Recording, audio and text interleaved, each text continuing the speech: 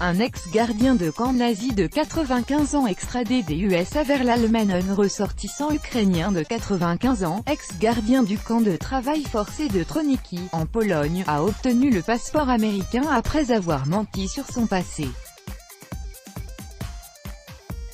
Son extradition vers l'Allemagne, où il risque une peine de prison, a eu lieu lundi.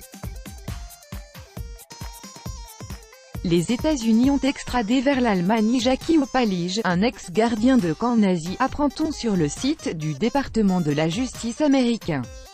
Jackie Opalige, ancien garde d'un camp nazi en Pologne occupé par l'Allemagne et qui a résidé à Queens, à New York, a été extradé par le personnel de l'United States Immigration and Customs Enforcement, agence de police douanière et de contrôle des frontières, NDLR, vers l'Allemagne, est-il indiqué.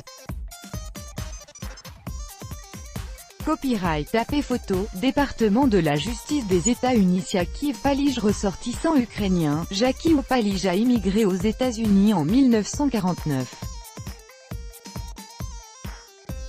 Ayant caché son passé nazi, il a obtenu en 1957 le passeport américain, précise le département. Et de préciser que Opalige a menti aux autorités américaines, assurant qu'avant 1944 il a travaillé dans la ferme de son père, dans sa ville natale, puis dans une fabrique allemande.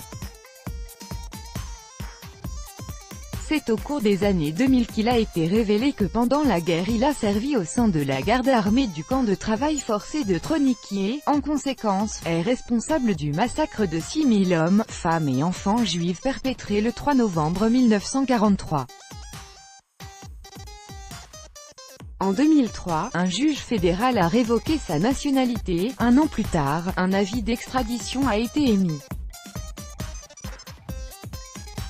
Présenté par ses défenseurs, l'appel en justice de la décision du tribunal a été rejeté en 2005. Et voilà que le lundi 20 août 2018, Jackie Opalige a été extradé vers l'Allemagne, où il peut écoper d'une peine de prison pour son implication dans des assassinats de masse.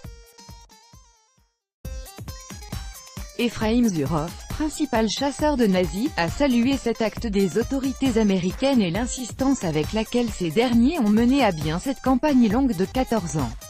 Les gardiens de Troniki ne méritent pas le privilège de vivre aux États-Unis, a-t-il déclaré.